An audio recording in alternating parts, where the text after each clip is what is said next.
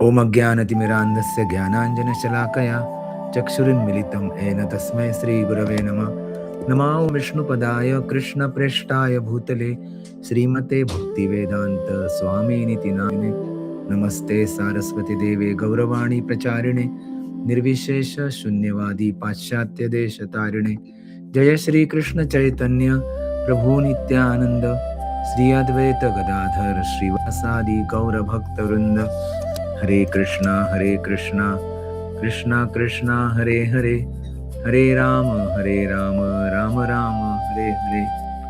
Reading from Bhagavad Gita by Srila Prabhupada, Bhagavad Gita as it is. And we are in the topic 2.23. We are in the Shloka 2.23. So this is very important Shloka showing that we cannot be cut by weapon, we cannot be dry by air, and we cannot be wet by water. And why it is said so, we will explain you by Vishwanath Chakravarti Thakur's commentary soon.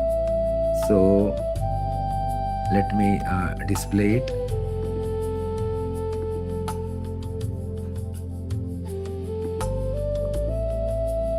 Okay.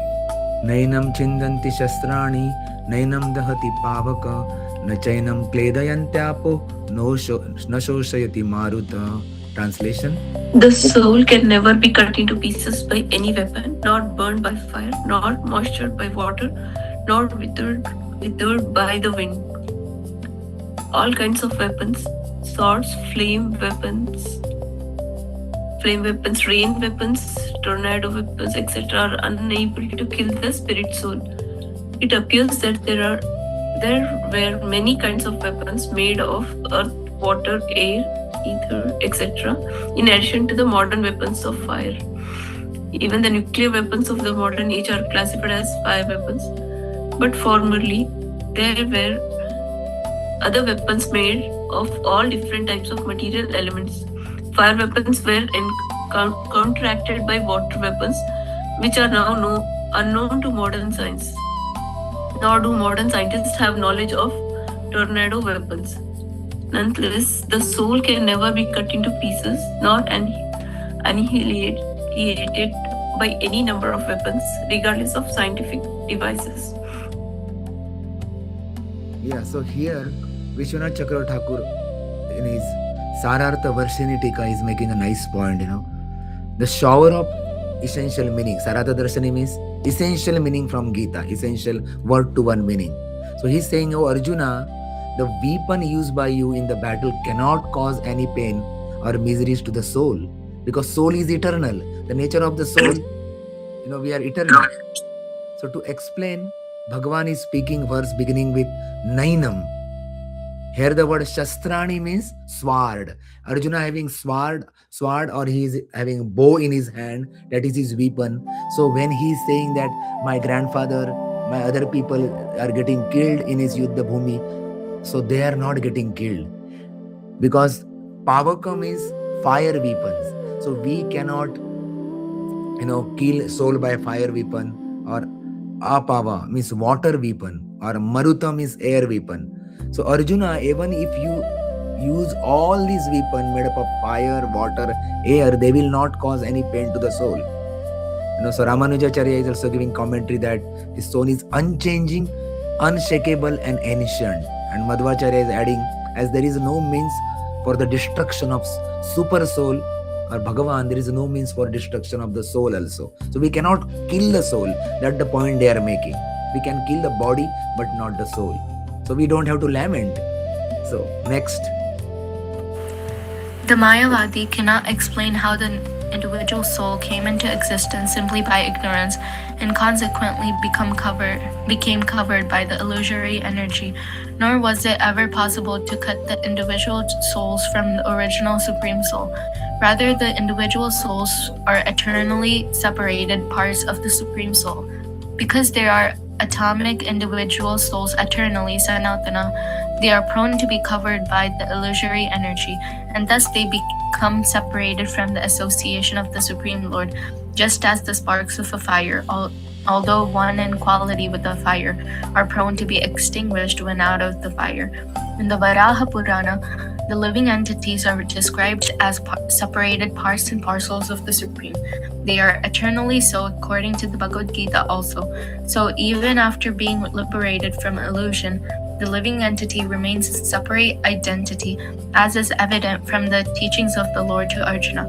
Arjuna became liberated by the knowledge received from Krishna, but he never became one with Krishna. Yes. So in illusion, we are separated living entity now, and when we become liberated, we become fully Krishna consciousness, return back to Godhead, we will become eternal living entities and separated only. We will not merge in the body of Krishna. As Arjuna never become one with Krishna. Becoming one, this philosophy of Mayavad has no place in the school of Bhagavad Gita, in the topics of Bhagavad Gita. We are separated from Krishna, always separated. We never become one with God. We never become God. So that's what the understanding of this. Then 2.24, Achedyoyam madhayom akledyo shosha evacha nitya sarvagatasthanu achaloyam sanatana. Translation and purport by Prabhupada. This individual soul is unbreakable and insoluble and can be neither burned nor dried. He is everlasting, present everywhere, unchangeable, immovable, and eternally the same. All these qualifications of the atomic soul definitely prove that the individual soul is eternally the atomic particle of the spirit whole, and he remains the same atom eternally without change. The theory of monism is very difficult to apply in this case because the individual soul is never expected to become one homogeneously. After liberation from material contamination, the atomic soul may prefer to remain as a spiritual spark in the effulgent rays of the Supreme Personality of Godhead. The intelligent souls enter into the spiritual planets to associate with the personality of Godhead. Yeah, so there is a Brahma Jyoti, effulgence coming from the body of Krishna. So some people want to stay there into that effulgence. That is Mayavad. They think that light is everything. But intelligent soul, what she does, that they enter into the Krishna Loka to reciprocate with the God, to serve the God. They will not hang in that Jyoti, hang in that effulgence coming from the body of the God. So that is another way to understand this, how Vaishnava philosophy is different than Mayavadi philosophy. We will never become one with God, and second thing, we will always be separated, and living in the effulgence of the God is not the highest perfection, but going to the Krishna Loka and reciprocating with the God is the highest perfection of this Bhakti Yoga or of the soul. Next, anyone please. The word Sarvagata, all-pervading, is significant because there is no doubt that living entities are all over God's creations. They live on the land, in the water, in the air, within the earth, and even within fire. They believe that they are sterilized in fire is not. The belief that they are sterilized in fire is not acceptable because it is clearly stated here that the soul cannot be burned by fire. Therefore, there is no doubt that there are living entities also in the sun planet with suitable bodies to live there.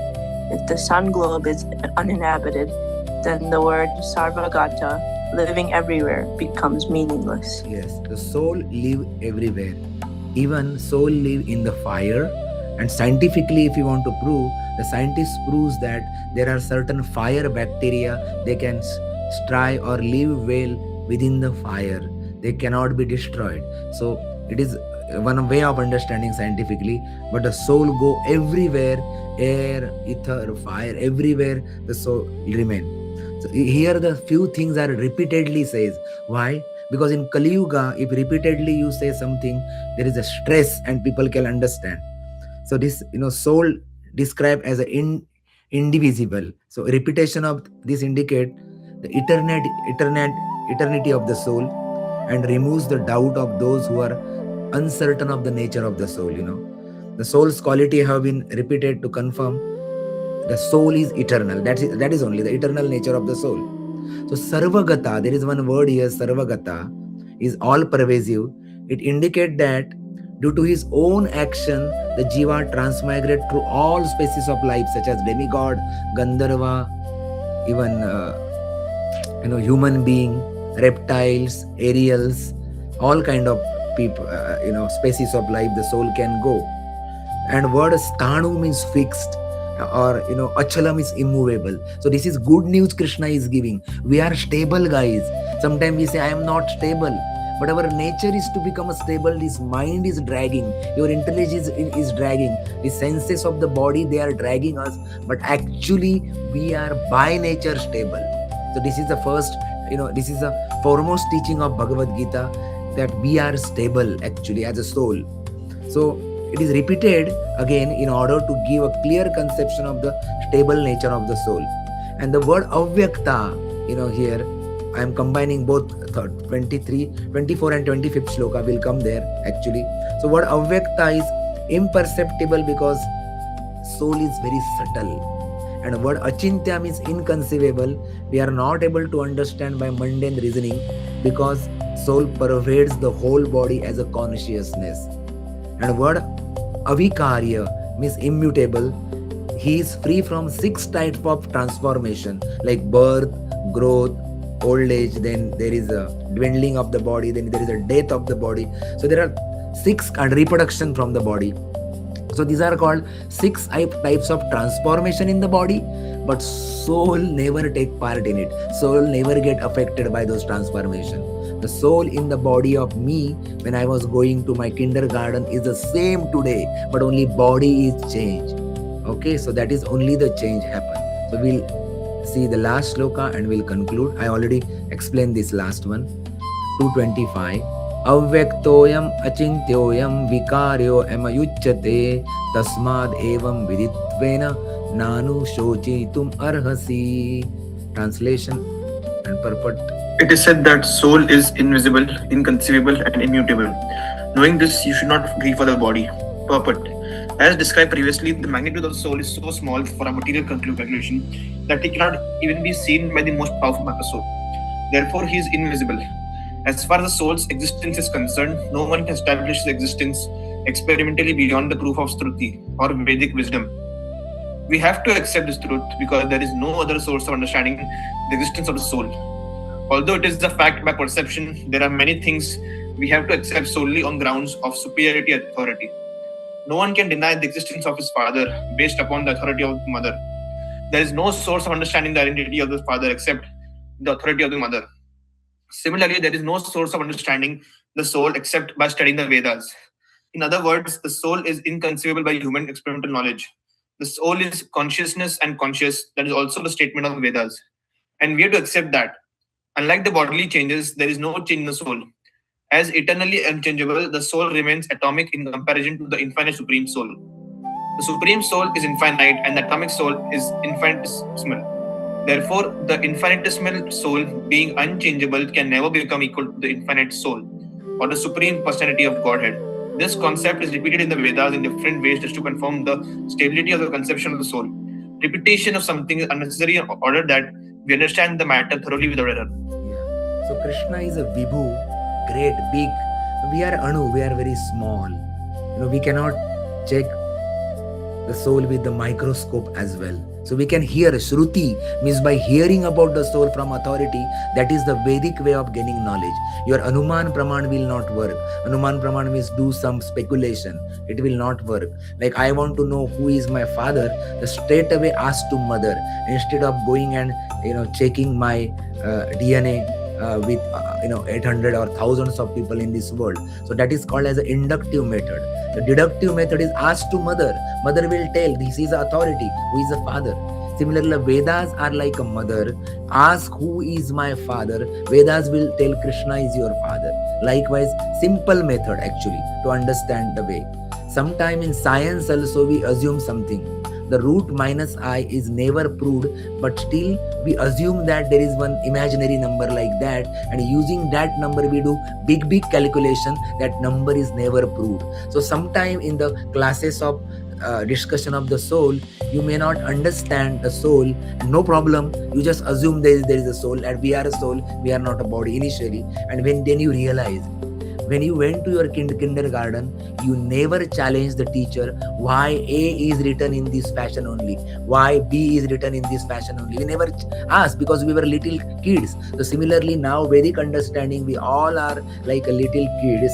We have to assume that A means draw these two lines meeting to each other at the end, and then there is one horizontal line. We have to listen to our authority, Krishna or Prabhupada, and we have to just assume there is a soul. There are Bohr's postulate also, which were never proved. There are so many things in the medical, in science, that they are never proved. They are just a postulate, but on the basis of that, the big conclusion is made all around the world in the scientific innovation and technology. And so we should understand that few things we cannot understand, we cannot see the soul. So we just assume there is existence of Krishna, there is existence of soul. One day you will reveal, Krishna will reveal you. Just seriously, when we read this Gita. So that's what we want to say today. So thank you very much for joining. I appreciate your presence here. Hare Krishna. Hare Krishna. Thank you, Prabhupada. Thank you, Prabhupada. Thank you. Hare Krishna. Thank you.